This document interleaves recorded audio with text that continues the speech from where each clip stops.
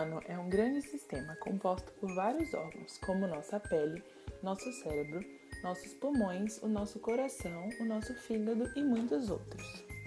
Cada um desses órgãos é formado de tecidos, e cada tecido é formado por milhares de células.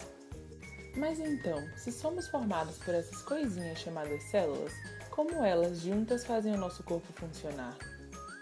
Essas células, mesmo pequenininhas, também formam um sistema extremamente complexo e funcionam como peças de uma grande máquina, que é o corpo humano. Vamos começar falando aqui de um dos principais processos que a célula realiza, a divisão celular. Podemos dizer que a divisão celular é regulada por um reloginho, chamado ciclo celular. Esse ciclo pode ser dividido em duas grandes fases, a intérfase e a divisão propriamente dita. Sobre a divisão, sabemos que existem dois grandes tipos da mesma, a mitose e a meiose.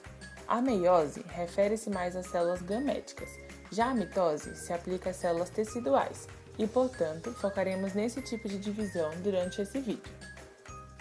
A intérfase, por sua vez, nada mais é do que o período entre mitoses, correspondendo a 90% do ciclo celular e sendo dividido em três subfases, G1, S e G2.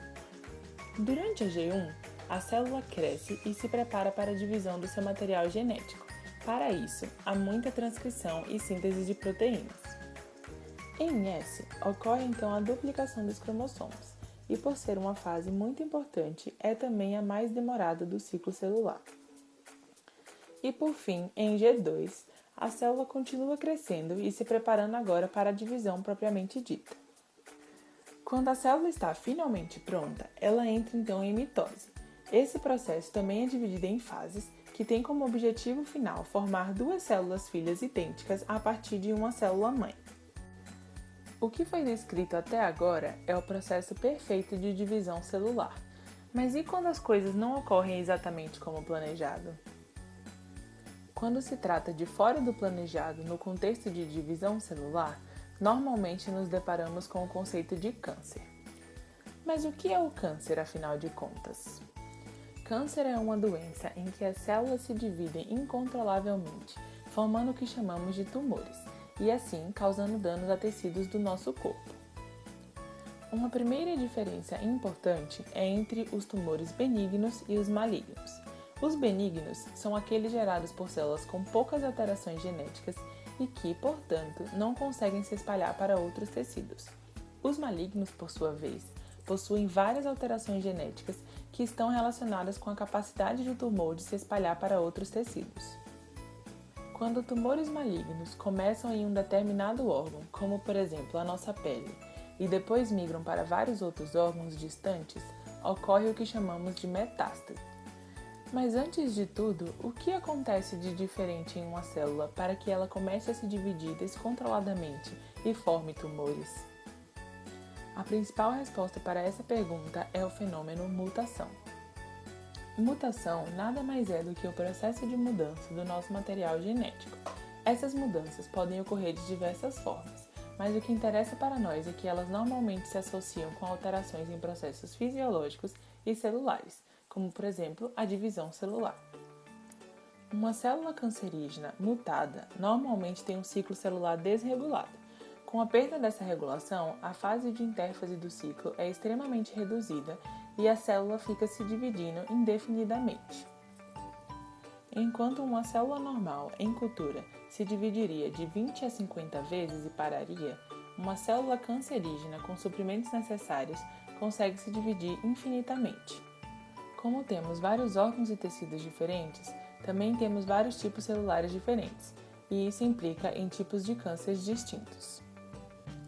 Somando todos esses tipos, o número de mortes por câncer foi de 8,2 milhões no mundo todo em 2012, segundo a OMS.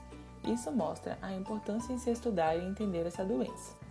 Mas e então, como o câncer é causado? Durante nossa vida, fazemos ou passamos por situações e processos que podem nos colocar mais ou menos em risco a desenvolver cânceres. Alguns hábitos que já estão comprovadamente associados a tumores é o fumo, o alcoolismo, hábitos alimentares inadequados, abuso de alguns medicamentos exposição excessiva à radiação solar e até mesmo o envelhecimento natural. Os sintomas dos mais variados cânceres podem não ser tão claros e distinguíveis. Alguns indicativos podem ser inchaços anormais, febres inexplicáveis, mudanças de peso muito bruscas e outros.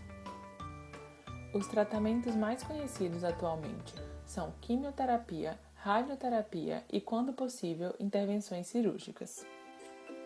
Por mais que o tratamento da quimioterapia seja extremamente agressivo, esse método ainda permanece como o mais promissor para a cura do câncer. Não existem ainda prevenções garantidas quanto ao câncer.